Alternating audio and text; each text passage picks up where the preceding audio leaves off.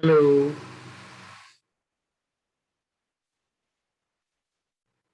मेरी आवाज सबको आ रही है?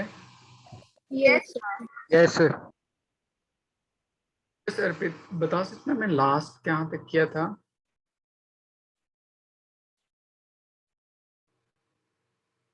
यस सर, क्या बोला आपने? लास्ट हमने कहाँ तक किया था, कुछ याद सर है? लास्ट लेक्चर से मेरा लास्ट का रह गया था सर, लाइट चली गई थी। मैंने कहाँ तक पढ़ाया था, कुछ याद है? सर एक सेकंड बताता हूँ।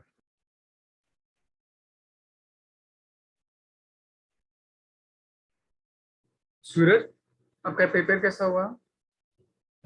सर ठीक था। अच्छा।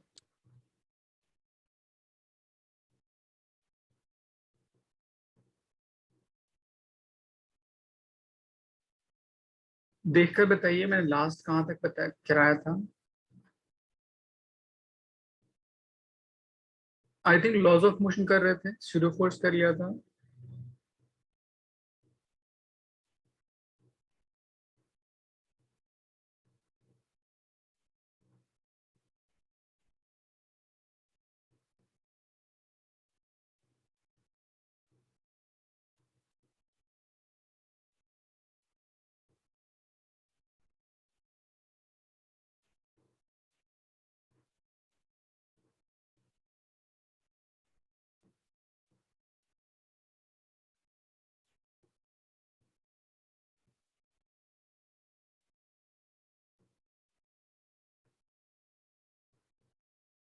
सांची, आप देखकर बताइए लास्ट मैंने कहाँ तक कराया था। और बार एनर्जी के वर्क पावर कराया था। I think laws of motion मैंने कराया था। लॉज ऑफ मोशन चल रहा था और हमने सेकंड लॉ थर्ड लॉ तक कर दिया था। मैं लास्ट आपको लिफ्ट प्रॉब्लम कराया था, आई थिंक। हाँ यस सर, वो कराया था। हाँ सर ओके, मतलब मैं स्यूडो फोर्स करा रहा था। अब देखिए स्यूडो फोर्स पे कुछ और कंसेप्चुअल क्वेश्चन कैसे कैसे पूछ सकते हैं। एक बहुत फेमस क्वेश्चन है कि अगर आपके पास कोई एक इंक्लाइन वेज है, सपोज कर लीजिए,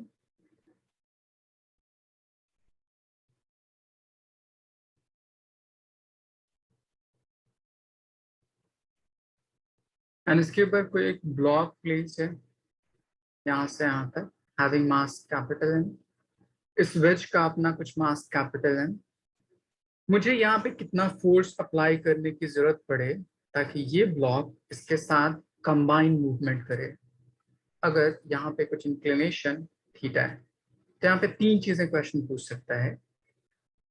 find F so that block moves together with wedge। इसे पूछ सकता है एक्सेलरेशन कितना हो सकता है या नॉर्मल रिएक्शन कितना हो सकता है।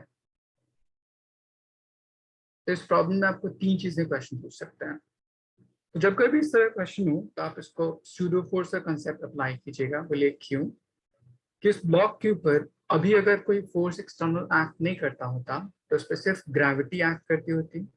सपोज कर लीजिए आपका इंक्लाइन प्लेन है, ये हॉरिजॉन्टल के साथ किसी एंगल थीटा पे इंक्लाइन है, तब उसको आप एक पॉइंट ऑब्जेक्ट कंसीडर कर लीजिए इस पॉइंट पे, हैविंग मास m। तब एक फोर्स एक्ट करता होगा वर्टिकली डाउनवर्ड इस तरह, उस पर सरफेस के जस्ट परपेंडिकुलर एक फोर्स एक्ट करता होगा इस डायरेक्शन में, एंड एक कंपोनेंट उस पर्टिकुलर फोर्स का इस डायरेक्शन में होगा।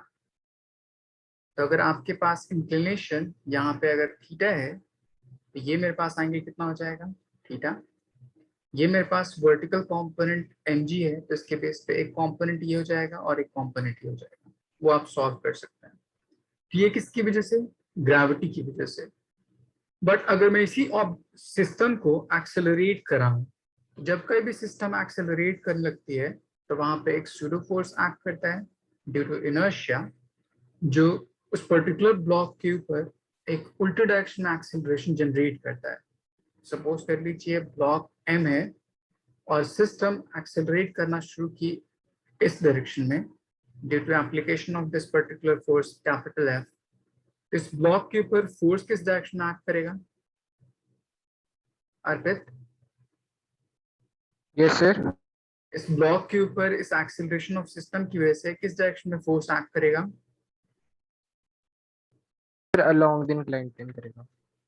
नहीं, यहाँ पे सिस्टम एक्सेलरेट कर रहा है, तो जब कभी भी सिस्टम एक्सेलरेट करता है तो उस ब्लॉक के ऊपर उसके जस्ट उल्टे डायरेक्शन में फोर्स एक्ट करता है, उतना ही अमाउंट ऑफ एक्सेलरेशन जिस एक्सेलरेशन में सिस्टम एक्सेलरेट करती होती है, तब इस फोर्स को हम स्यूडो फोर्स बोलते हैं। आई बात समझ? Yes sir.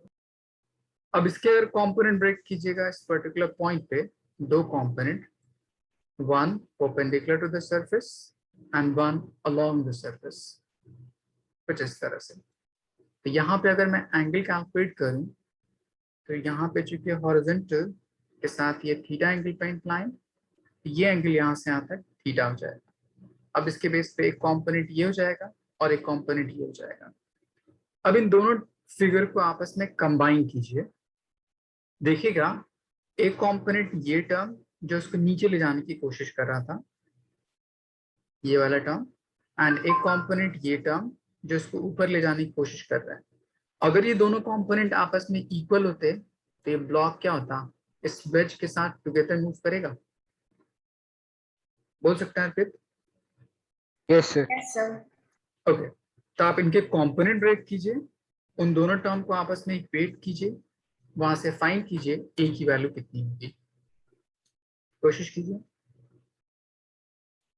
लाइशा आपको समझ आया? Yes sir. ओके, आपके पेपर कब है? सर 11th अक्टूबर। ओके,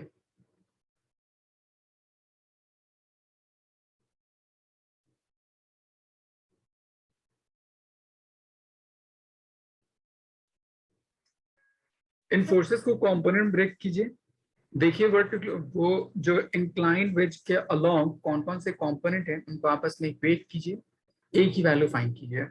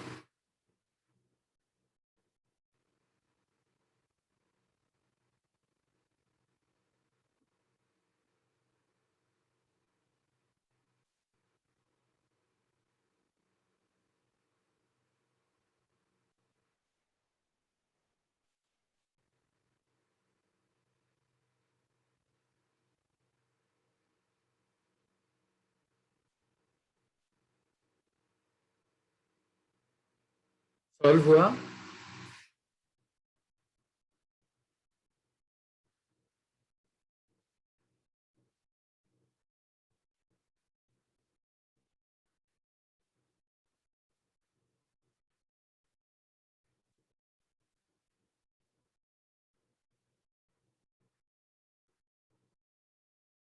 नो साची, कुछ और आंसर आएगा?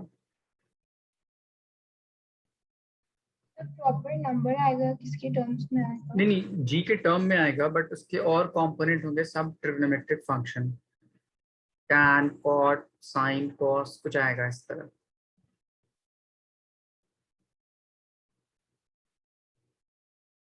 शायद आप लोग समझ नहीं पाए। जैसे फर्स्ट अगर मैं एम जी कॉम्पोनेंट को ब्रेक करूं, अर्पित बता सकते हैं ये वाला कंपोनेंट क्या होगा? एम जी कॉस थीटा होगा। गुड, तो उसका अपोजिट टर्म ये कंपोनेंट कितना होगा? M g sine theta.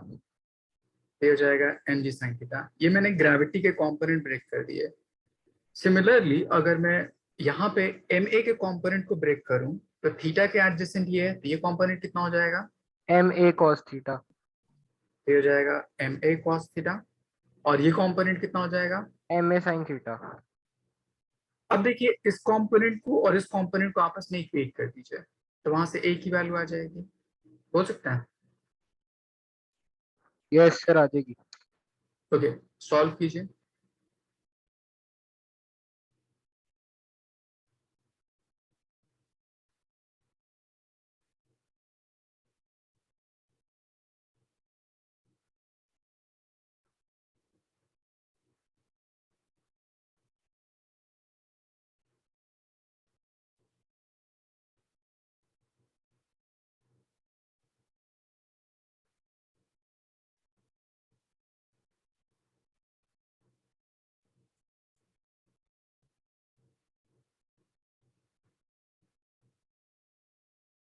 एक मेरे पास कंपोनेंट इधर की तरफ है, that is m a times cos theta,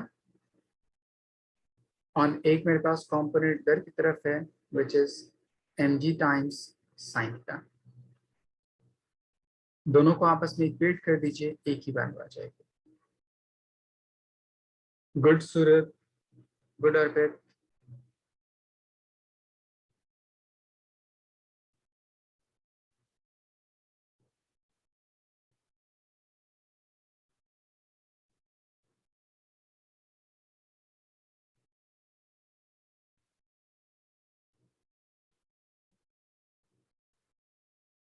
आप एक बार एक्सप्लेन कर दीजिए। देखिए मैंने कहा कि इस ब्लॉक पे नेट फोर्स की वैल्यू 0 होनी चाहिए, तो इसका मतलब होना चाहिए ना कि ये फोर्स और ये फोर्स आपस में इक्वल होना चाहिए। अभी यस तो इस ब्लॉक में कोई मूवमेंट नहीं होगी, तो Yes. दोनों फोर्स को इक्वेट कर देना है। बस m a times cos theta equals to m g times sine theta, and यहाँ से ए की वैल्यू फाइंड कर लीजिए। इतना करिए।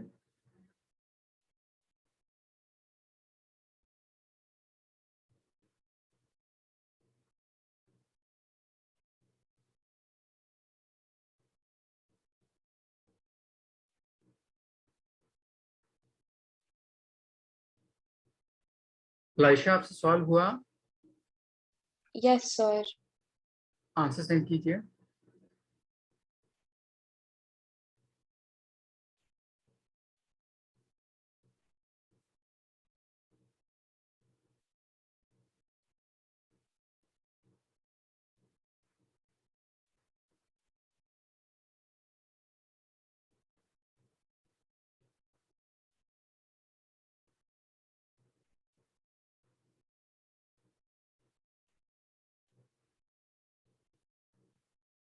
गुड रोशनी।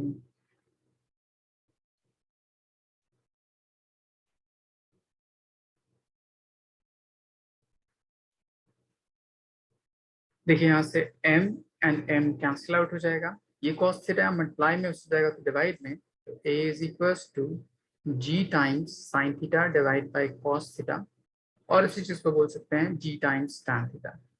तो इतने एक्सेलरेशन से अगर वो वेज एक्सेलरेट करता हो सिस्टम, तब उस ब्लॉक पे नेट फोर्स की वैल्यू कितनी हो जाएगी? 0। तो उसके साथ टुगेदर मूव कर सकता है। नेक्स्ट इसमें क्वेश्चन पूछा जाता है कि नॉर्मल रिएक्शन कितना होगा उस पर्टिकुलर ब्लॉक के ऊपर वेज की वजह से, या ब्लॉक वेज के ऊपर कितना अप्लाई करता होगा। दोनों सेम बात है। तो आप क्या कीजिए, उसके कंपोनेंट को देखिए। जैसे यहाँ पे देखिए m g component perpendicular to the surface act कर रहा था, तो यहाँ पे एक फोर्स एक्ट करता होगा इस डायरेक्शन में, m ji cos theta. Similarly m a की वजह से एक कॉम्पोनेंट यहाँ पे एक्ट कर रहा था, एम ए साइन थीटा, तो वो भी इस पर्टिकुलर सरफेस के परपेंडिकुलर होगा। और हम ये जानते हैं कि सरफेस इटसेल्फ उस पर्टिकुलर ब्लॉक के ऊपर एक आउटर डायरेक्शन में फोर्स अप्लाई करता होगा उसको बैलेंस करने के लिए, that would be normal reaction. यहाँ पे नॉर्मल रिएक्शन किसके इक्वल होगा? इन दोनों कंपोनेंट के सम के इक्वल हो सकता है। अर्पित बोल सकते हैं अपना? यस सर, हो सकता है। अब देखिए आपके पास दोनों कंपोनेंट पता है, दोनों की वैल्यूज पुट कर दीजिए, सिंप्लीफाई कीजिए, एन की वैल्यू देखिए कितनी आती है, सॉल्व कीजिए।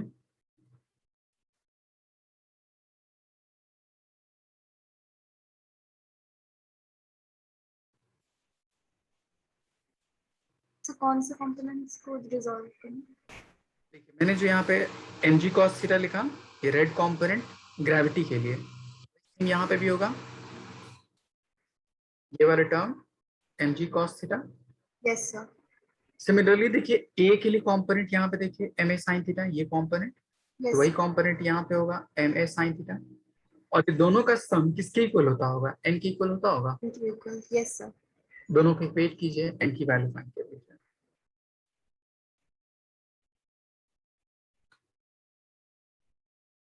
a की वैल्यू वहां पे g tan थीटा पुट कर दीजिए, फिर सिंप्लीफाई कीजिए, देखिए आंसर कितना आता है।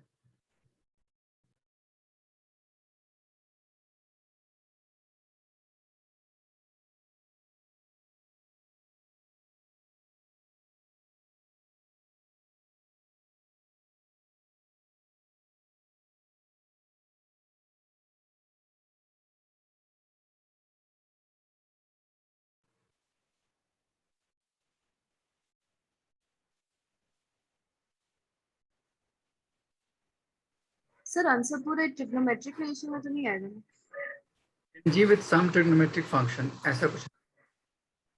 Okay sir.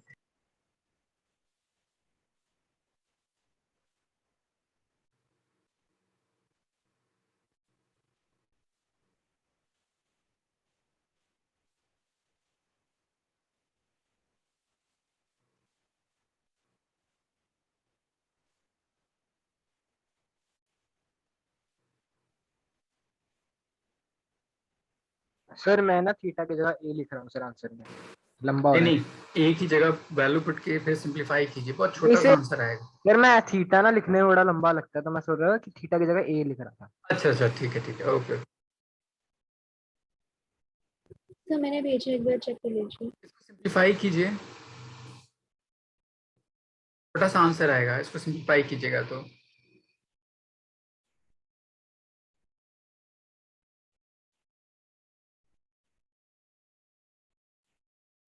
सूरत tan थीटा को ब्रेक कर दीजिए एंड सिंप्लीफाई कर दीजिए एलसीएम करके, देखिए अब बहुत छोटा सा आंसर बचेगा। यस, वही कर रही थी। लाइशा, पूछिए आप, कुछ ना समझ में आया हो तो यस सर, आ गया समझ। सिंप्लीफाई कीजिए, देखिए कितना आंसर आता है।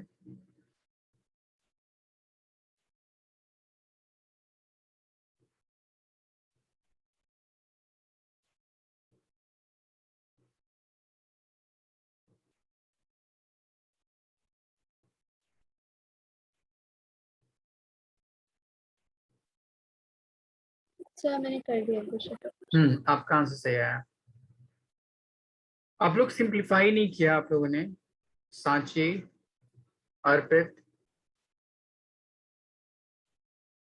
आपको सिंपल इतना करना था, n is equals to m g times sine theta plus m a times cos theta. मेरा एक आंसर आया है, मैं टाइप नहीं कर पा रही फॉर सम रीजन।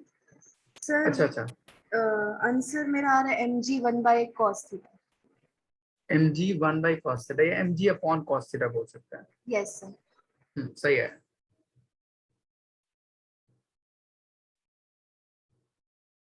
सांची, अपने क्वेश्चन आंसर को एक बार सिंप्लीफाई कीजिए, देखिए और भी छोटा आंसर आएगा कुछ।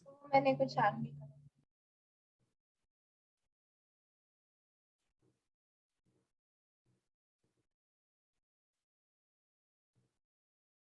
लाइशा, इस ए की जगह पे आप जी टैन थीटा पुट कर दीजिए एंड टैन थीटा की जगह पे sign theta upon cos theta put कीजिए, आंसर आ जाएगा।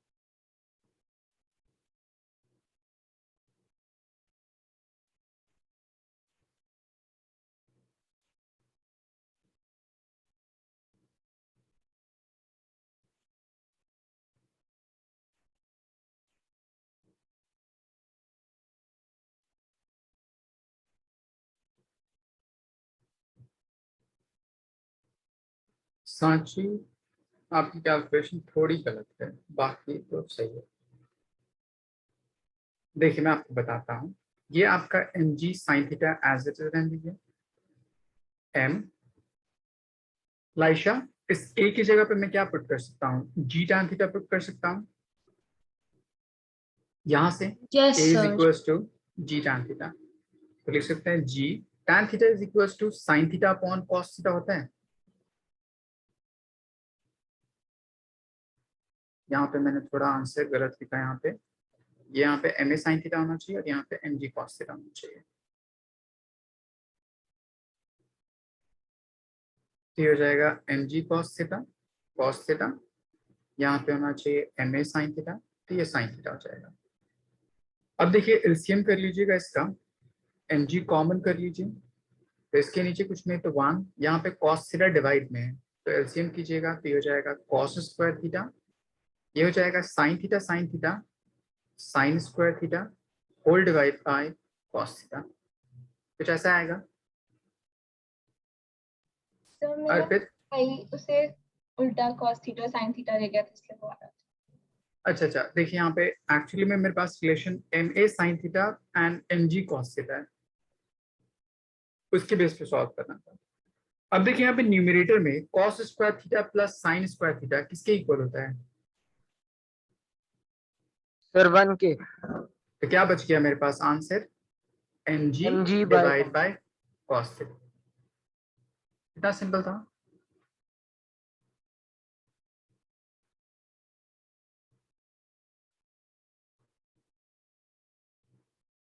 लाइशा समझ आया आपको।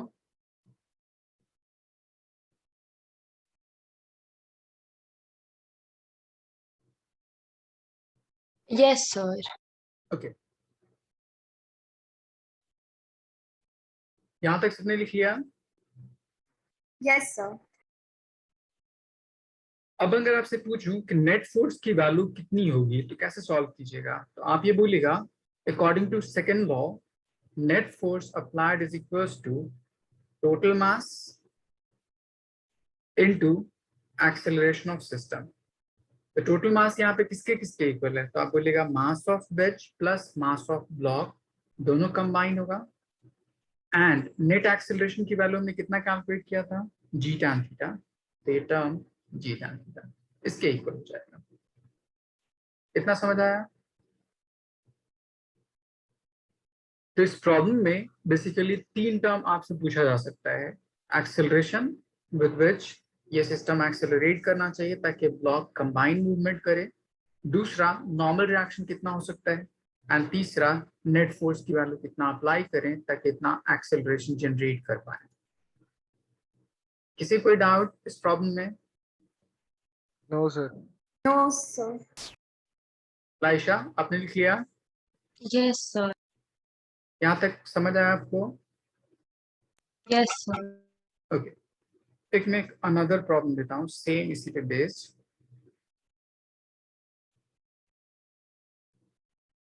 सपोज कर लीजिए आपके पास कोई एक प्लैंक है, उसके ऊपर एक ब्लॉक रखी हुई है इस तरह। इस प्लैंक उसका अपना कुछ मास 3 kg एंड इस ब्लॉक उसका अपना कुछ मास 2 kg। यहाँ पे अगर इसके ऊपर फोर्स अप्लाई किया गया 10 न्यूटन का, मान लीजिए ये जो प्लैंक है उसकी टोटल लेंथ यहाँ से यहाँ तक 2 मीटर है, तो क्वेश्चन पूछता है find time taken by block to fall on other side.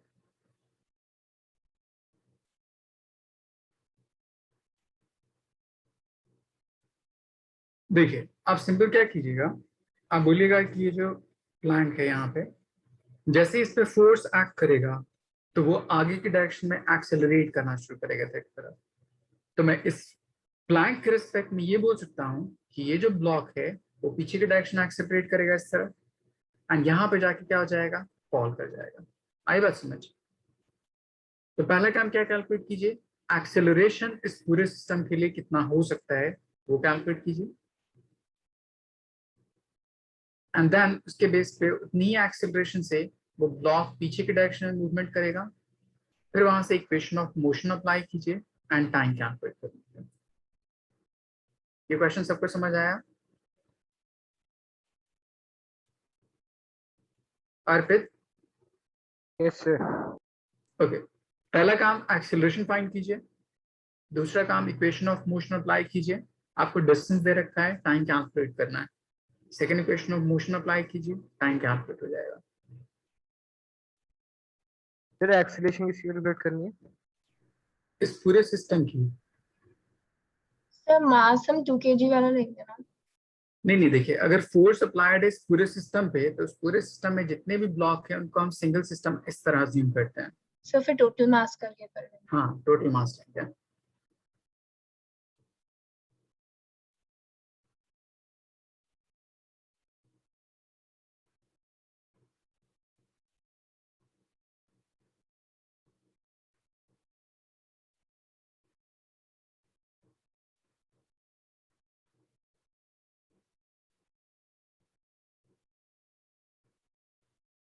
Excuse me sir. जी बताइए। सर हमने जो भी नेट फोर्स का हमने फॉर्मूला लिखवाया था वो सिर्फ इंक्लाइन प्लेन पे है। नहीं वो हर जगह है। Net force according to second law, mass times acceleration second law के हिसाब से, net force upon total mass. तो सर tan थीटा की वैल्यू क्या लेनी होगी? यहाँ पे इंक्लाइन प्लेन थोड़ी है, यहाँ पे ये तो हॉरिजॉन्टल सरफेस है, तो यहाँ पे कंपोनेंट की तो जरूरत ही नहीं है। Okay sir. पिछला क्वेश्चन एक डिफरेंट क्वेश्चन था, ये एक डिफरेंट क्वेश्चन है।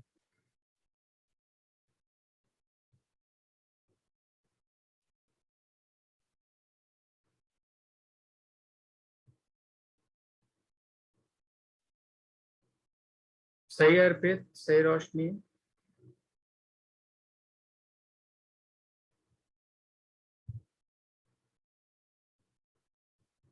सर ये क्वेश्चन में गिवन है कि रेस्ट पे करना है। हाँ, इनिशियली तो रेस्ट पे ही होगा ना, फोर्स अप्लाई करने से पहले।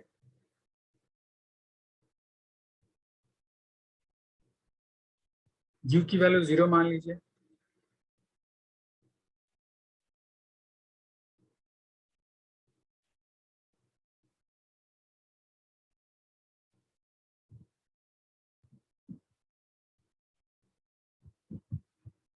यहां से फर्स्ट पार्ट एक्सेलरेशन सॉल्व कर लीजिए।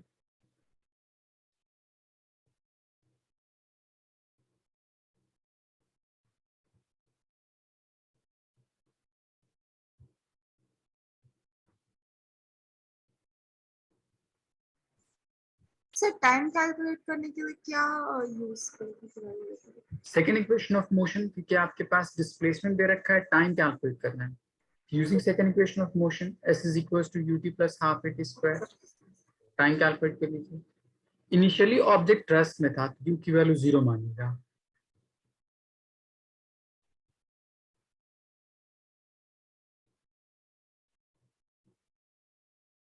लाइशा, ये वाला पार्ट सॉल्व हुआ एक्सेलरेशन?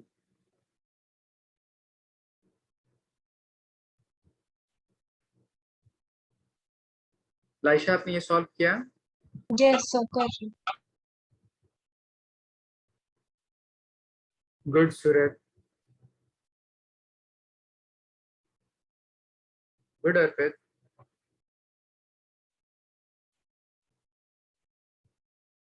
गुड सांची, गुड रोशनी।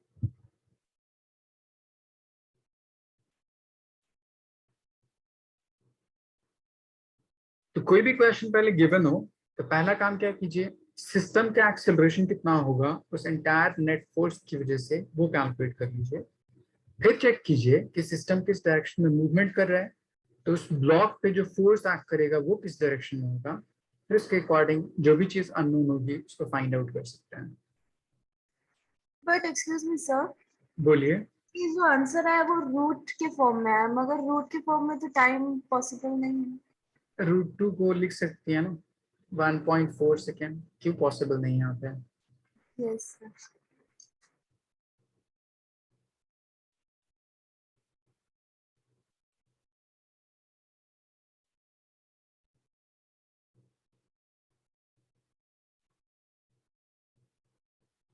लाइशा यहाँ पे फोर्स कितना दे रखा है आपको? Sir 10 Newton. मास कितना दे रखा है total? 5 kg। According to second law force is equal to कितना होता है? Sir mass into acceleration. तो आपको फोर्स की वैल्यू पता है 10, मास की वैल्यू पता है 5, एक्सेलरेशन कैलकुलेट करना है, so acceleration would be equals to 10/5। कितना बोल सकता हूँ इसको? 2। अब देखिए यहाँ पे अगर ये सिस्टम आगे की डायरेक्शन में एक्सेलरेट करेगा तो ये ब्लॉक किस डायरेक्शन में मूवमेंट करेगी? ऑपोजिट डायरेक्शन में करेगी विद द सेम एक्सेलरेशन जितने एक्सेलरेशन से सिस्टम एक्सेलरेट करता है। तो आपको ब्लॉक के लिए एक्सेलरेशन पता चल गया। इनिशियल वेलोसिटी ऑफ बॉडी 0 है क्योंकि सारा सिस्टम रेस्ट में था initially. So using second equation of motion ut plus half at square, u की वैल्यू 0 तो ये पूरा टर्म 0 हो जाएगा। लाइशा s की वैल्यू कितनी दे रखी है यहाँ पे देखिए? Sir 2 metre. So 2 is equals to ये पूरा पार्ट 0 प्लस हाफ a की वैल्यू कितने आई मेरे पास? 2 into t square, 2 and 2 gets cancelled out, so t square is 1.4 equal, second. so t is equals to root under 2 which is equals to 1.4 second। तो इस तरह से हम इन सारे प्रॉब्लम्स को सॉल्व कर सकते हैं। ओके, आपने लिख लिया Ayesha? Yes sir. Okay,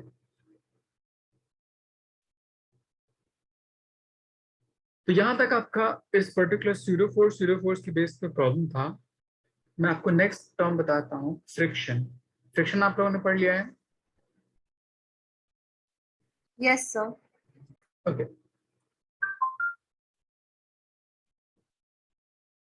friction mainly 3 तरह का फ्रिक्शन हम पढ़ते हैं। एक होता है मेरे पास स्टैटिक, एक होता है मेरे पास काइनेटिक, और एक होता है मेरे पास rolling.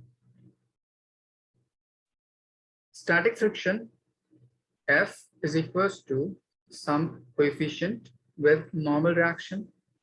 Kinetic friction, coefficient of kinetic friction into normal reaction. And rolling friction के लिए इन जनरल कोई फॉर्मूला नहीं होता, आप उसको बोल सकते हैं कि वो किस किस टर्म पे डिपेंडेंट होता है वो डिफाइन कर सकते हैं, बट इन जनरल इसके लिए याद रख सकते हैं Fr into normal reaction by radius of that particular sphere। ये रोलिंग फ्रिक्शन एक अनदर कंडीशन होती है, डिफॉर्मेशन के बेस पे डिफाइंड होता है, इसलिए इसको कैलकुलेट नहीं करते। बाकी तरह दोनों चीज कैलकुलेट करते हैं। रोलिंग फ्रिक्शन आप लोगों को पता है क्यों एक्ट होता है? देखिए, जैसे मान लीजिए आपके पास कोई भी एक सर्कुलर बॉडी ले लीजिए एंड कोई एक ट्रैक जिसके ऊपर ये मूवमेंट कर रही है इस तरह हॉरिजॉन्टल पाथ।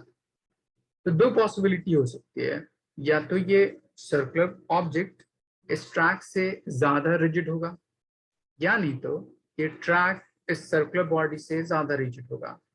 तो उस रिजिड होने के बिहाफ पे दोनों एक दूसरे को डिफॉर्म करने की कोशिश करेगा।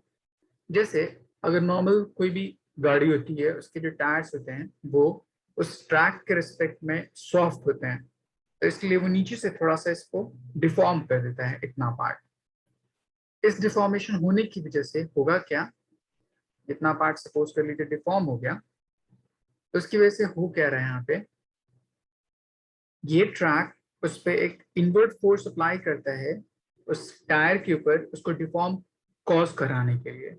एंड उस डिफॉर्मेशन में जितना अमाउंट ऑफ फोर्स उस ऑब्जेक्ट का या उस पर्टिकुलर व्हील का डिसिपेट होता है, उसी चीज को हम क्या बोलते हैं? रोलिंग फ्रिक्शन बोलते हैं।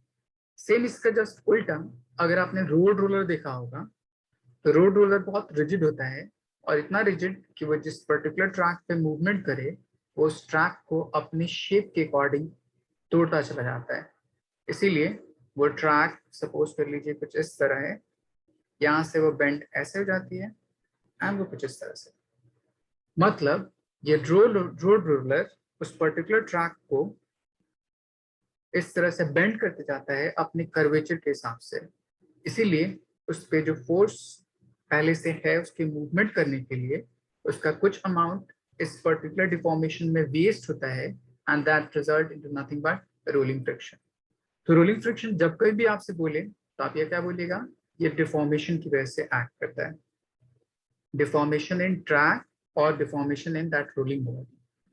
तो अगर ये दोनों ऑब्जेक्ट, जो ट्रैक है वो और जो बॉडी है वो दोनों परफेक्टली रिजिड हो तो रोलिंग फ्रिक्शन की वैल्यू क्या होगी, मिनिमम होगी। इसीलिए आपने बॉल बेरिंग देखा होगा जो हर अलग अलग वीक्स में लगी होती है। तो बॉल बेरिंग वो भी मेटालिक होती है और जो सर्कुलर सरफेस पे मूव करता है वो भी मेटालिक होती है, इसीलिए मिनिमम फ्रिक्शन ऑफर करता है या मिनिमम डिफॉर्मेशन ऑफर करता है। ये बात समझ में आए?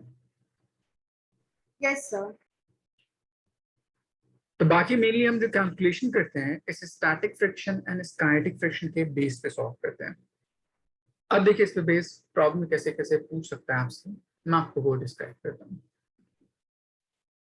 फर्स्ट, इसके लिए आपने एक ग्राफ पढ़ा होगा। इस ग्राफ पे बेस्ड एक क्वेश्चन पूछा जाता है।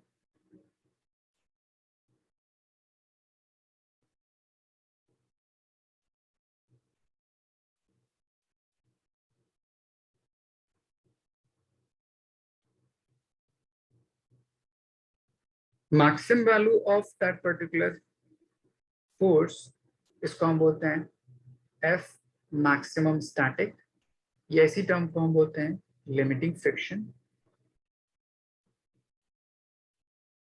उसके बाद जब बॉडी कांस्टेंट मूव करने लगती है तो ये फ्रिक्शन डिफाइंड होता है, इसको हम बोलते हैं काइनेटिक फ्रिक्शन।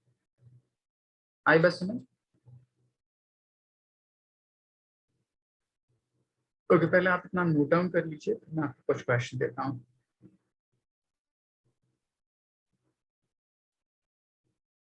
यहाँ से यहाँ तक टर्म होता है स्टैटिक, यहाँ से यहाँ तक टर्म होता है काइनेटिक।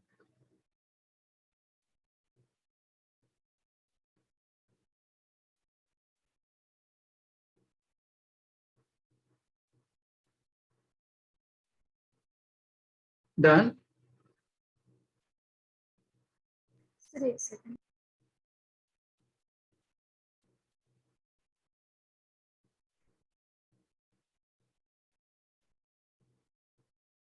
सर वो लिमिटिंग के बाद कम हो जाएगी ना काइनेटिक पे? जब मूवमेंट करने लगता है तब।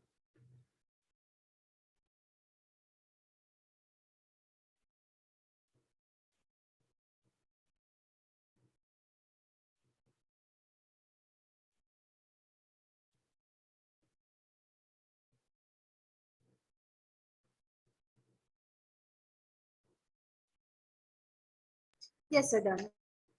ओके, अब यहाँ से एक स्टेटमेंट और याद रखिएगा कि अगर आपका external force maximum static friction से कम है तब मेरे पास फ्रिक्शनल फोर्स की वैल्यू उस स्टैटिक फ्रिक्शन के इक्वल होता है।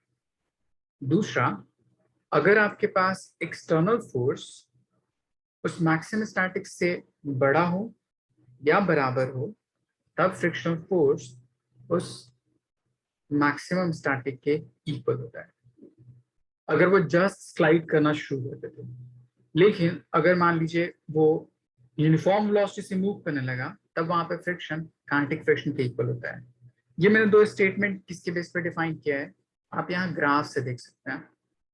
अगर मेरे पास इस पॉइंट पे कोई बॉडी है, अभी सिर्फ इस पॉइंट पे, इसका मतलब होगा कि यहाँ पे एक्सटर्नल फोर्स एंड जो फ्रिक्शनल फोर्स है दोनों आपस में इक्वल है up to its maximum value तक। यहाँ तक दोनों एक दूसरे को कंपनसेट करते जाता है, इसीलिए स्टैटिक फ्रिक्शन को हम सेल्फ एडजस्टिंग फ्रिक्शन बोलते हैं।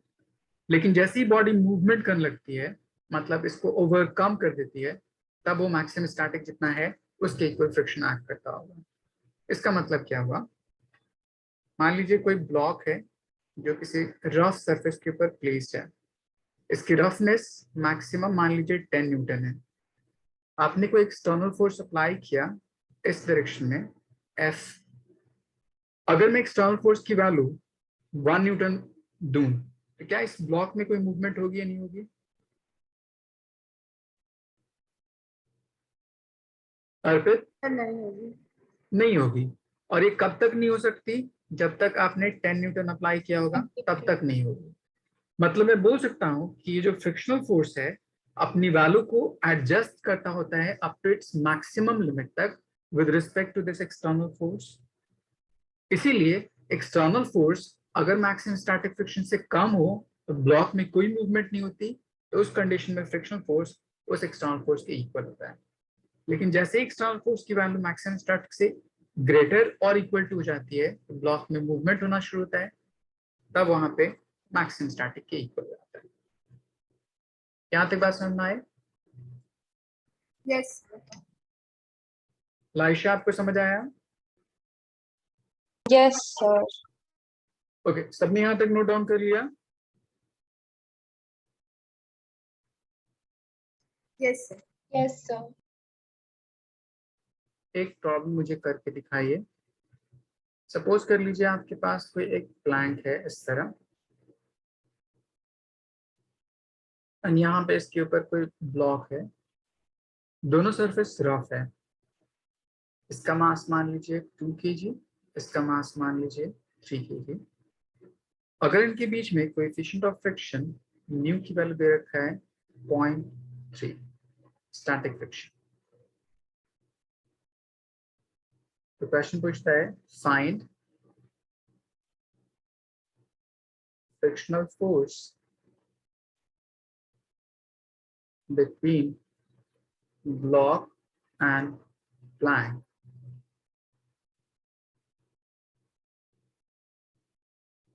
if अगर एक्सटर्नल फोर्स की वैल्यू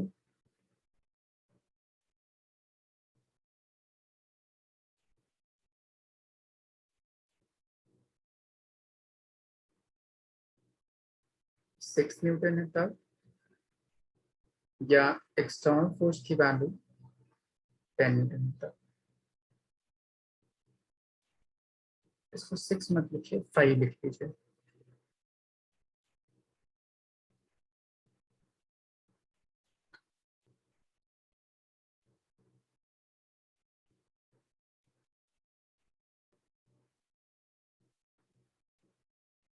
सर ये एमएस का गिवन है।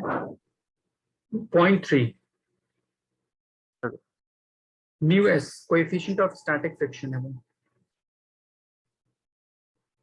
सर जी का वैल्यू 9.8 है। 10। Okay sir.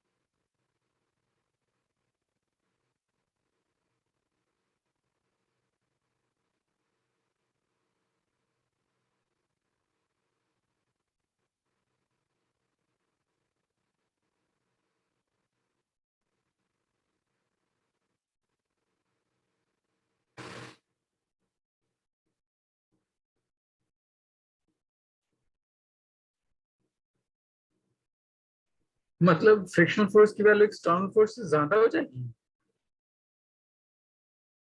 ओके ओके, फिर से सॉल्व कीजिए। Yes, sir.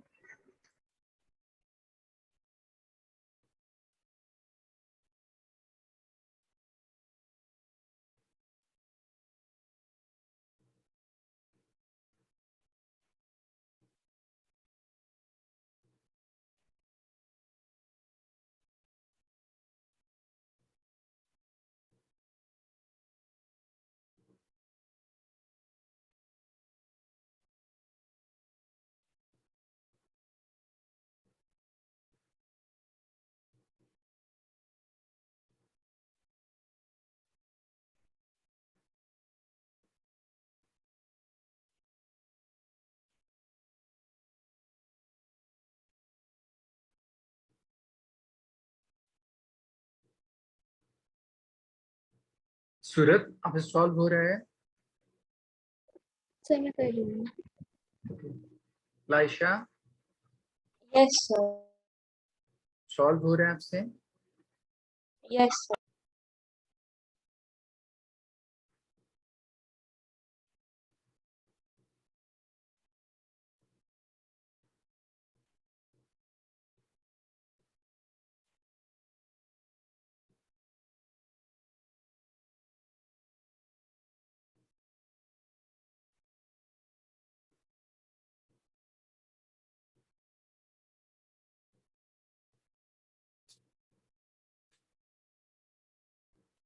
गलत है।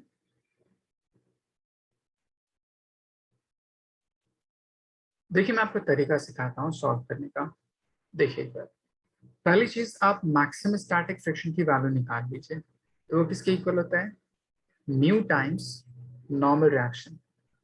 जब हॉरिजॉन्टल सरफेस पे ब्लॉक रखा जाता है तो नॉर्मल रिएक्शन mg के इक्वल होता है। तो म्यू की वैल्यू दे रखी है 0.3, मास की वैल्यू दे रखा है 2 और एक्सेलरेशन ग्रेविटी की वजह से 10। ये पूरी वैल्यू हो जाएगी कितनी? 6 न्यूटन। बोल सकते हैं। Yes, sir. अब देखिए, अगर मैं यहाँ पे एक्सटर्नल फोर्स पहले वाली कंडीशन में अप्लाई कर रहा हूँ 5 न्यूटन, तो पहला काम क्या कीजिए, एक्सेलरेशन फाइंड आउट करने की कोशिश कीजिए उस पर्टिकुलर ब्लॉक के ऊपर या पूरे सिस्टम के ऊपर। तो इसके लिए हम क्या करते हैं, पूरे सिस्टम को एक सिंगल बॉडी सिस्टम अज्यूम कर लेते हैं एंड उसकी वजह से एक्सेलरेशन फाइंड कर लेते हैं। तो यहाँ पे एक्सेलरेशन इस डायरेक्शन में एक्सटर्नल फोर्स की वैल्यू आपको दे रखी है। तो A is equals to force by total mass which is equals to 1 meter per second square। बोल सकते हैं। Yes. और फिर इतना बोल सकते हैं एक्सेलरेशन। Yes sir. अब देखिए उन दोनों ब्लॉक्स में एंड उस प्लैंक में, ये आपका प्लैंक है, ये किस डायरेक्शन में मूवमेंट करने की कोशिश करेगा? Right side. एंड ये ब्लॉक उसकी वजह से किस डायरेक्शन में मूवमेंट करना शुरू करेगा? उसके ऑपोजिट। सिस्टम एक्सेलरेट अगर करेगा इधर की तरफ विद सम एक्सेलरेशन a, तो इस ब्लॉक में एक्सेलरेशन इधर की तरफ विद सेम एक्सेलरेशन a। इस ब्लॉक के ऊपर मास कितना दे रखा है? 2। 2. तो ये टर्म कितना हो जाएगा? m into a। हो सकते हैं। Yes, sir. तो F external force on block किसके इक्वल हो जाएगा? m into a। मास आपको दे रखा है 2, एक्सेलरेशन आया मेरे पास 1, तो पूरी वैल्यू कितनी हो गई? 2 न्यूटन। कंपेयर कीजिए मैक्सिमम स्टैटिक को और एक्सटर्नल फोर्स को, क्या दोनों इक्वल है? No, sir. कौन सी वैल्यू बड़ी है? Maximum static. तो मैंने यहाँ डिफाइन किया था, अगर एक्सटर्नल फोर्स की वैल्यू मैक्सिमम स्टैटिक से कम हो तो फ्रिक्शन फोर्स किसके इक्वल होता है? External force. तो यहाँ पे किसके इक्वल हो जाएगा? 10 Newton. यहाँ पे कितना है? 2 Newton. 2 न्यूटन। सर तो फिर वो 10 Newton किस? वो तो सिस्टम के ऊपर एक्ट कर रहा था ना, मुझे उस ब्लॉक के ऊपर एक्ट करना निकालना है। आई बात समझ? Okay. अर्पित समझ आया आपको? Yes sir. Surat, yes sir. Roshni, Laisha, Yes, sir. Okay. अब सेम काम सेकंड क्वेश्चन के लिए करिए। एक्सेलरेशन निकालिए, फोर्स कैलकुलेट कीजिए, देखिए उसमें external force on the block क्या 6 न्यूटन से ज्यादा है, कम है, बराबर है?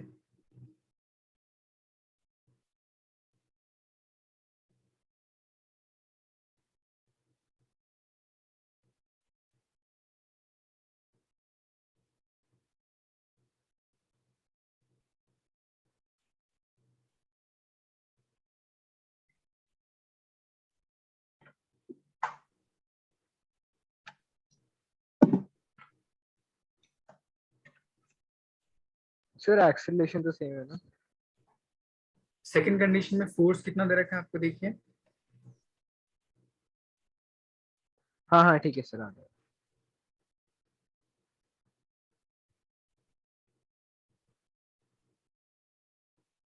गुड रोशनी।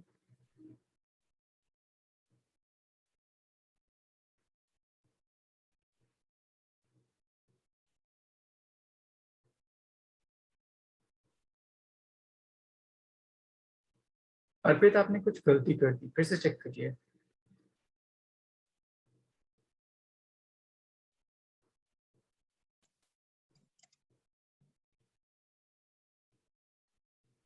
सर जो इसमें एक्सेलरेशन 5/5 आई थी, उसमें डिनोमिनेटर वाला 5 क्या था?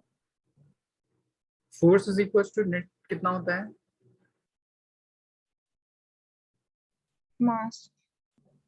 तो हम एक्सेलरेशन को क्या लिख सकते हैं?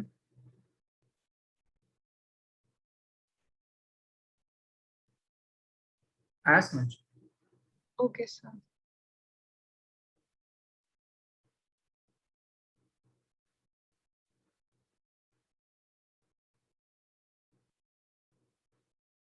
सही अर्पित। सूरज फिर से अपना आंसर चेक कर लीजिए।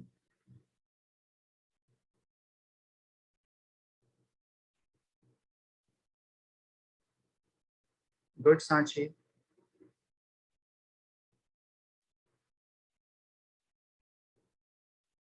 लाइशा सेकंड पार्ट में एक्सेलरेशन कितना आया आपका?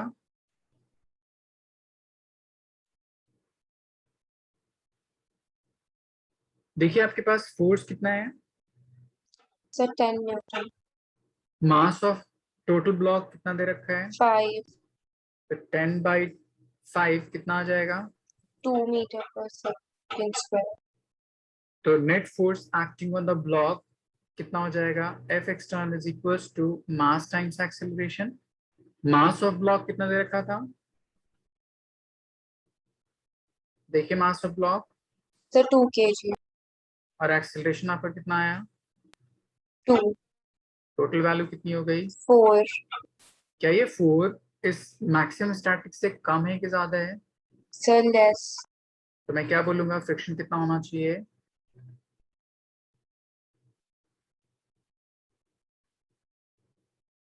यहाँ पे देखिए, अगर एक्सटर्नल फोर्स की वैल्यू मैक्सिमम स्टैटिक से कम हो तो फ्रिक्शन किसके इक्वल होता है? उस एक्सटर्नल फोर्स के इक्वल हो सकता है। External. तो यहाँ पे एक्सटर्नल फोर्स कितना है? 4, 4 इसलिए Newton. फ्रिक्शन 4। आया समझ? Yes, sir. सूरत आपको समझ आ गया? Yes sir. इसी को एक उल्टी तरह से क्वेश्चन ऐसा पूछ सकता है कि सिस्टम कितने एक्सेलरेशन से एक्सेलरेट करे ताकि ब्लॉक उस सरफेस के साथ कंबाइन मोशन करता हो। तो उसके लिए मैं आपको कॉन्सेप्ट सिखाता हूँ, सेम इसी चीज का रिवर्स पार्ट। यहां तक सब लोगों ने लिख लिया? लाइशा आपने लिख लिया? Yes, sir. Surat? Yes sir.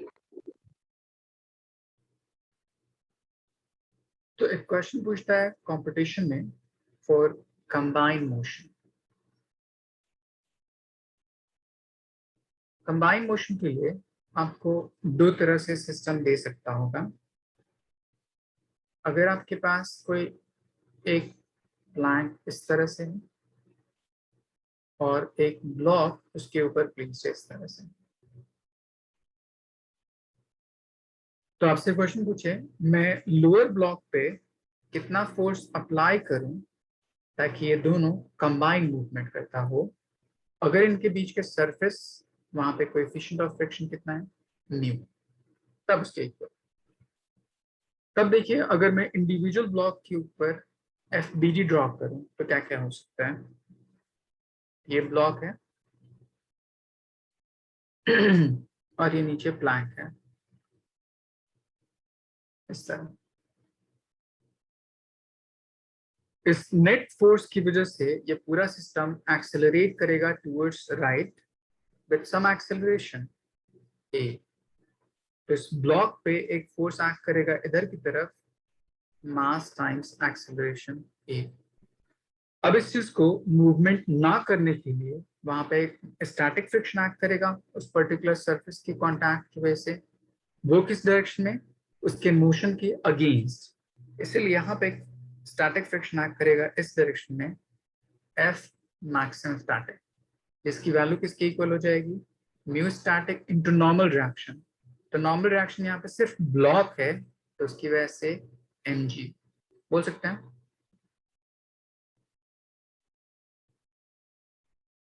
Yes, sir. अब देखिए, अगर मैं बोलूं कि इस ब्लॉक में कोई मूवमेंट नहीं with respect to the plank, तो net force acting on the block कितना होना चाहिए? 0 होना चाहिए। Yes, sir. तो ये दोनों फोर्स को आपस में क्या कर दीजिए? इक्वेट कर दीजिए। जैसे इक्वेट कीजिएगा तो ए की वैल्यू किसके इक्वल हो जाएगी? म्यू स्टैटिक इनटू ग्रेविटी बोल सकते हैं।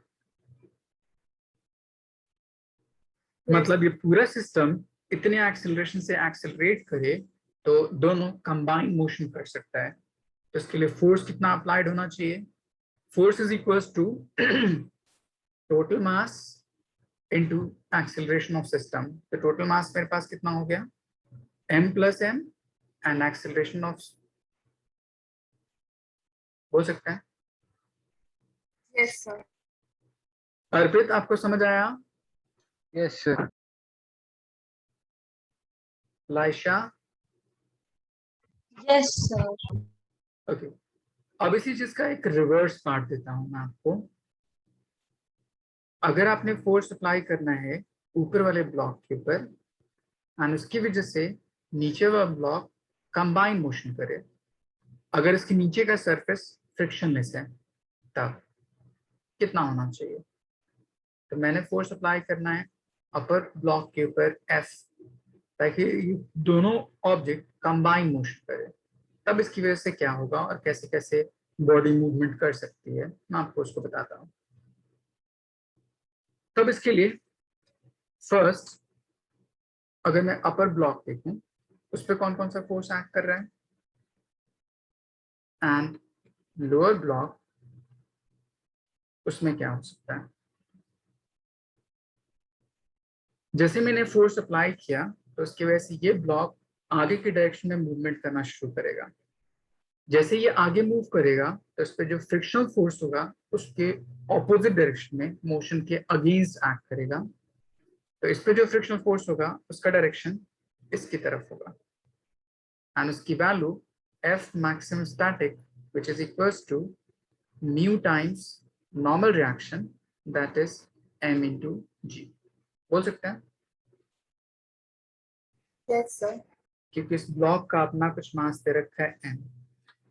अब देखिए, अब अगर दो सरफेसेस इस तरह कांटेक्ट में हैं, अगर ये आगे की तरफ मूव कर रहा है ये हैंड, तो इस पे जो फ्रिक्शन एक्ट करता होगा किसकी तरफ? पीछे की तरफ करता होगा, बोल सकते हैं। Yes, sir.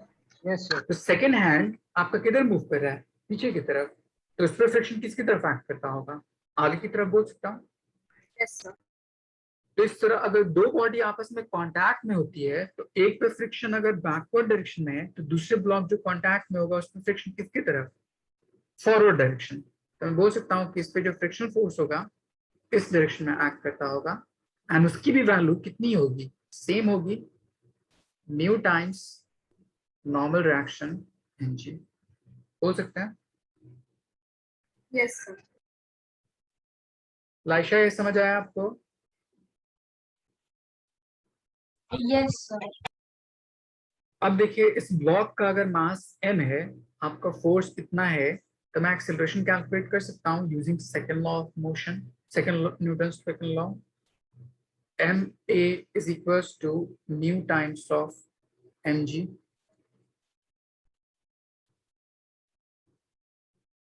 आपको a कैलकुलेट करना है तो a is equals to हो जाएगा mu static mg divide by m लिख सकते हैं से। ये समझ आया?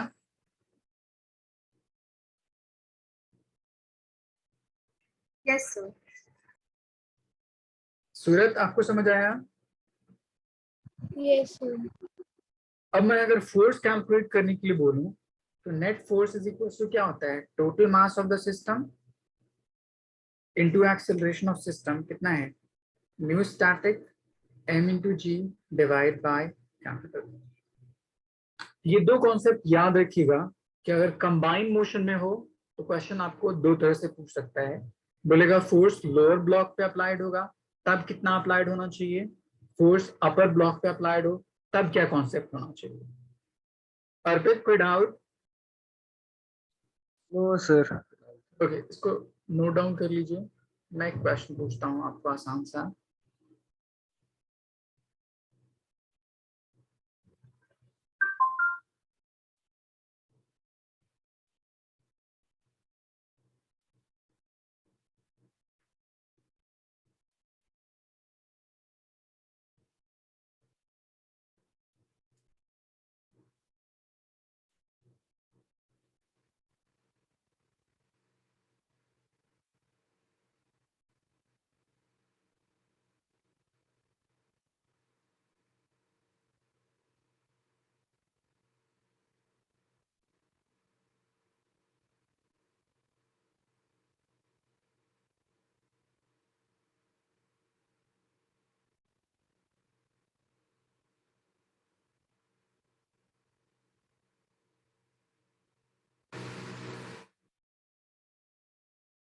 देख लिया? Yes, sir. लाइशा आपने लिख लिया? Yes, sir. सूरत डन? Yes, sir.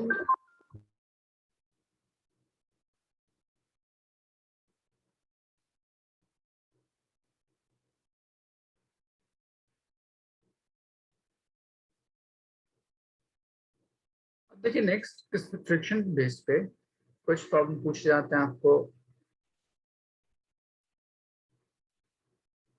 एक क्वेश्चन था, पहले वो बता देता हूँ। एक सरफेस है इस तरह, उस पे एक आपका ब्लॉक दे रखा है इस तरह, एंड सेकंड ब्लॉक इसके जस्ट एडजेसेंट इस तरह।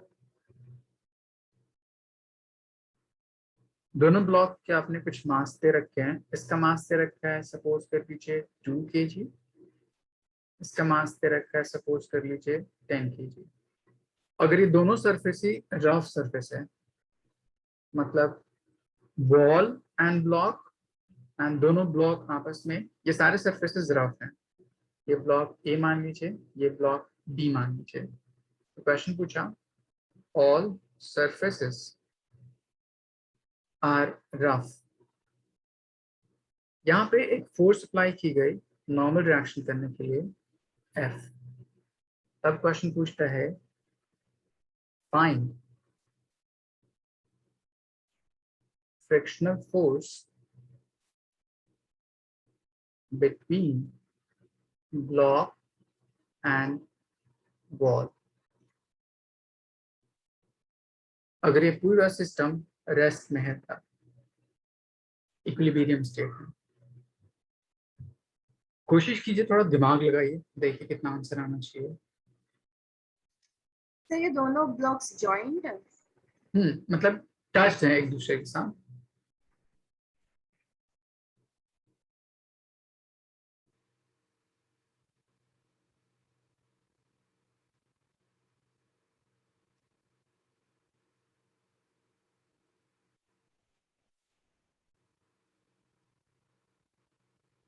और फिर क्वेश्चन समझ आया आपको? यस सर, क्वेश्चन तो समझ। आप सिंपली क्या कीजिए, FBD ड्रॉ कर दीजिए, बस इस पे अपने आप चीजें समझ आ जाएंगी। इस ब्लॉक पे एंड इस ब्लॉक के ऊपर कौन कौन से फोर्स किधर एक्ट करेंगे उसको बैलेंस करने के लिए वो कैलकुलेट कीजिए, अपने आप आपका आंसर आ जाएगा।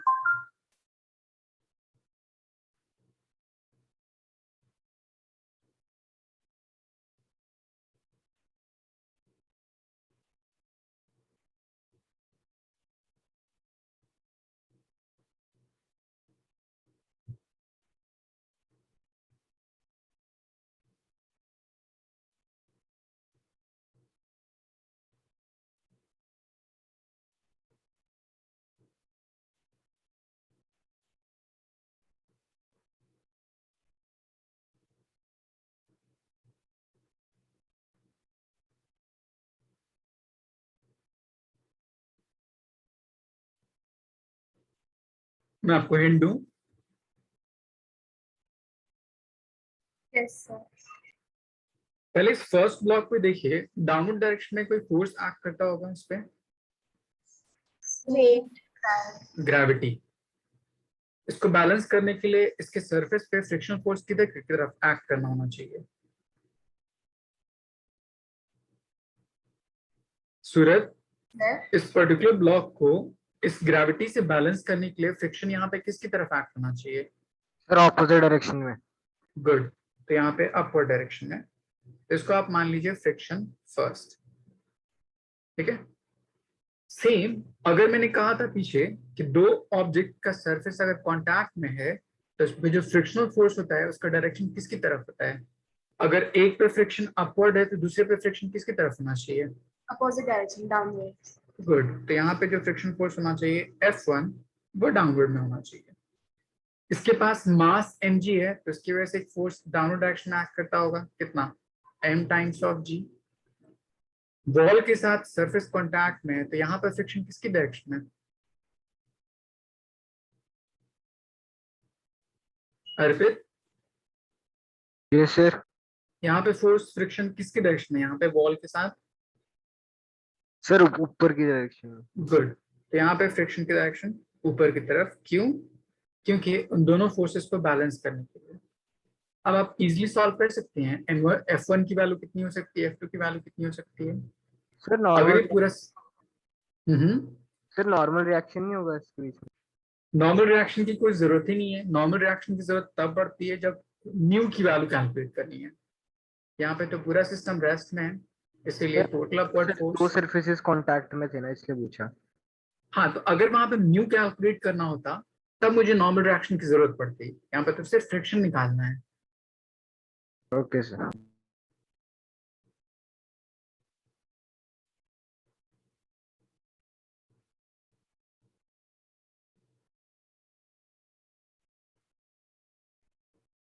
इक्वेट कीजिए total upward force, total downward force, equate करके F1 एंड F2 सॉल्व कर लीजिए। जी की वैल्यू 10 ले लीजिएगा।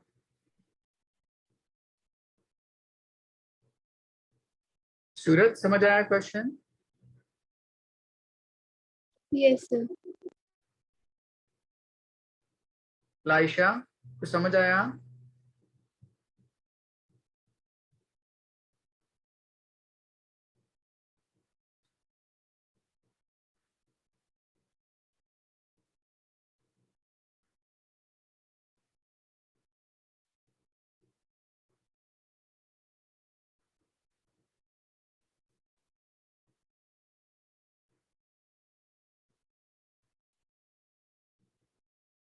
गुड अर्पित।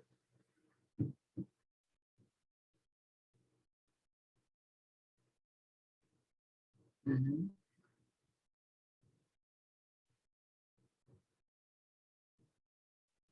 रोशनी, F2 की वैल्यू?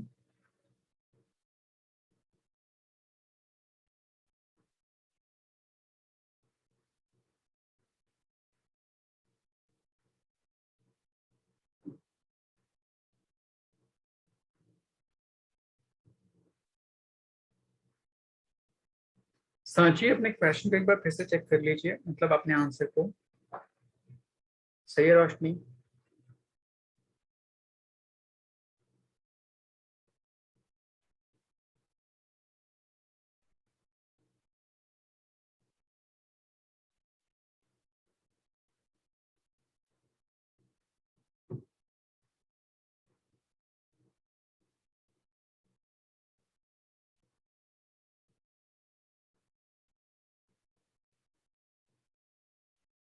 तो वो तो इक्विलिब्रियम में होंगे तो इसलिए इक्वल नहीं होगा।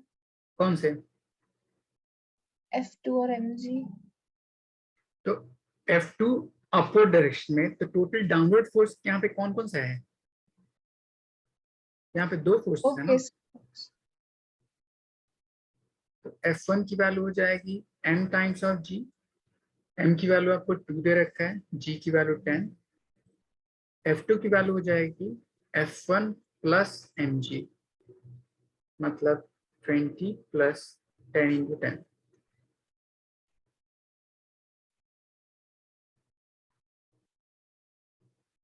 लाइशा, आपको समझ आया?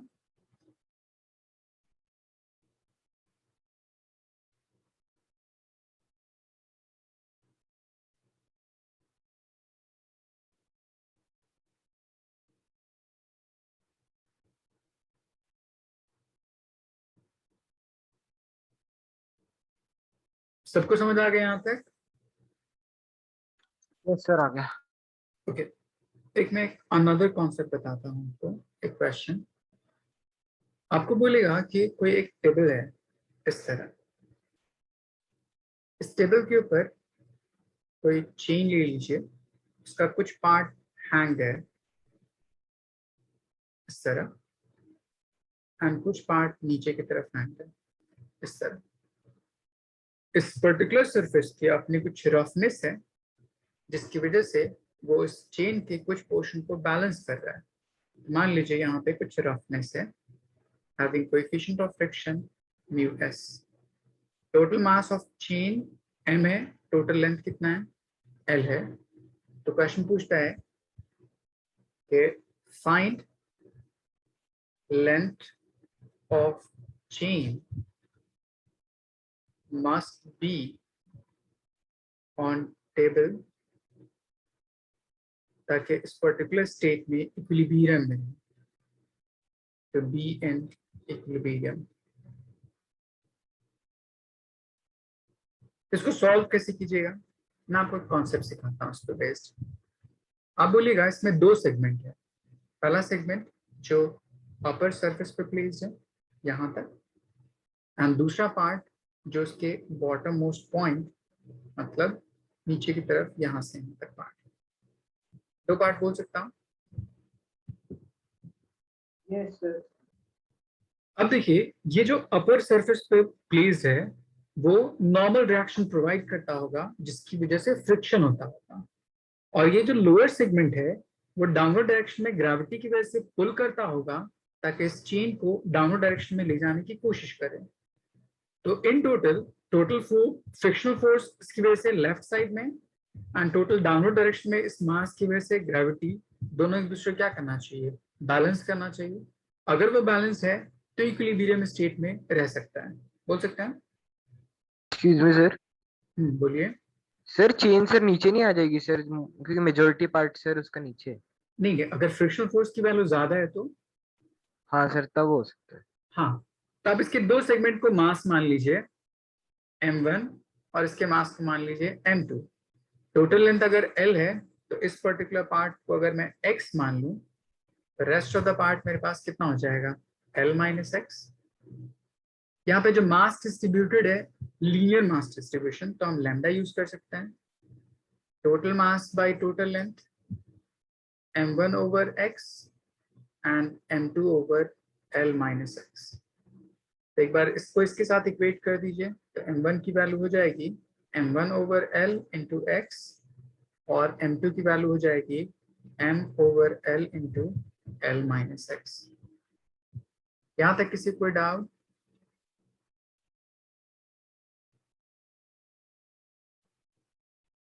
यहाँ तक सबको क्लियर ओ है? सर। Yes sir. सांची, यहाँ तक कोई डाउट? No sir. अब देखिए, जो ब्लॉक है जो ऊपर प्लेस है, जिसके पे फ्रिक्शन एक्ट कर रहा है, एंड जो ब्लॉक जो उसको डाउनवर्ड डायरेक्शन में पुल कर रहा है, दोनों के फोर्सेस को बस कंपेयर करना है। तब देखिए यहाँ पे क्या क्या होगा। यहाँ पे फ्रिक्शन एक्ट कर रहा है इस डायरेक्शन में, friction is equals to mu times normal reaction. Normal reaction is equals to mass times gravity. यहाँ पे मास मैं किसका लूंगा? इस वाले पार्ट का M1 का। m1l times x into gravity g, ये आपका फ्रिक्शन आ गया। इस वाले टर्म को जो डाउनवर्ड डायरेक्शन में ले जाने की कोशिश कर रहा है उस पर ग्रेविटी एक्ट करती होती m2 टाइम्स g, और m2 की वैल्यू कितनी है m/l l minus X into G. दोनों फोर्स को आपस में इक्वेट कर दीजिए, x की वैल्यू फाइंड कर लीजिए। समझ आया?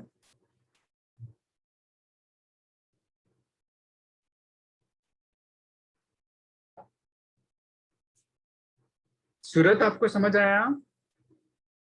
सर एक बार और बता दीजिए प्लीज। देखिए ये जो पोर्शन था इसको मैंने कहा था m1, तो m1 के ऊपर फ्रिक्शन एक्ट कर रहा है जो उसको लेफ्ट साइड में ले जाने की कोशिश कर रहा है, तो इसकी वजह से फ्रिक्शनल फोर्स की वैल्यू इतनी होगी। ये समझ आया? Yes sir. और m2 जो मास है उसके ऊपर ग्रेविटी एक्ट करती होगी जो उसको डाउनवर्ड ले जाने की कोशिश कर रहा है, तो m2 टाइम्स ग्रेविटी। फिर ये फोर्स और ये फोर्स अगर इक्वल होगा तभी तो पूरा इक्विलिब्रियम में होगा, अदरवाइज वो तो मूवमेंट करने लगेगा। आई बात समझ? Yes sir. दोनों को इक्वेट कर दीजिए, x की वैल्यू फाइंड कर लीजिए, देखिए कितना आंसर आता है।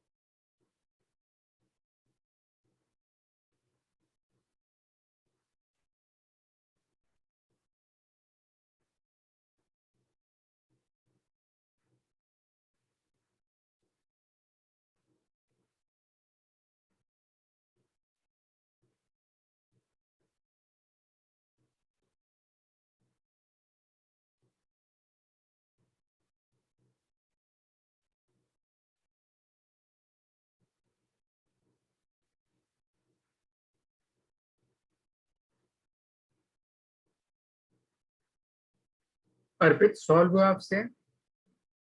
फिर एक सेकंड। लाइशा कुछ समझ आ रहा है? Yes, sir. इन दोनों टर्म को आपस में इक्वेट कीजिए, वहां से x की वैल्यू फाइंड आउट कर लीजिए, देखिए आंसर कितना आता है।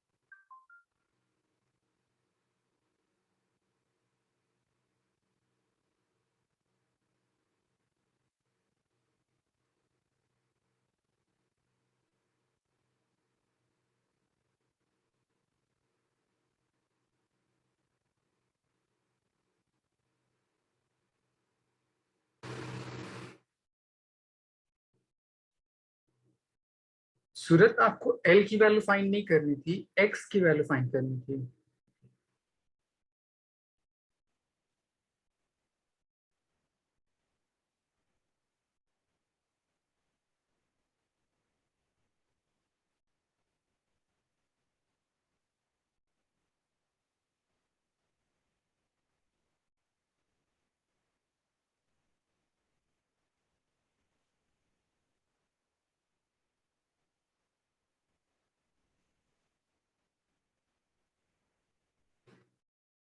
वैसे आपका आंसर सही आया है l के टर्म में।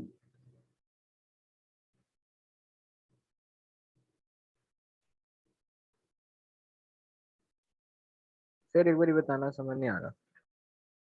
मुझे क्या करना था, दोनों को इक्वेट कर देना था। तो दोनों को इक्वेट कर दीजिए। Mu x m upon l into x into g should be equals to, करके भेज दिया। ओके एक मिनट, ऐसे लिख सकता हूँ। देखिए कौन कौन सा टर्म कैंसिल आउट हो जाएगा। सही है Suraj. m upon l cancel out, yes sir. g और g कैंसिल आउट, तो क्या बच जाएगा मेरे पास, mu times x is equals to l minus X. x को उधर ले जाइए तो ये टर्म कितना आ जाएगा, mu x plus x is equals to l। यहाँ से x कॉमन कर लीजिए तो बच जाएगा आपके पास mu plus 1 is equals to l। तो x की वैल्यू कैलकुलेट करनी थी, so x divide by mu plus 1। समझ आया? यस सर, आ गया। सांची समझ आया आपको? Yes, sir. Laisha done? Yes, sir.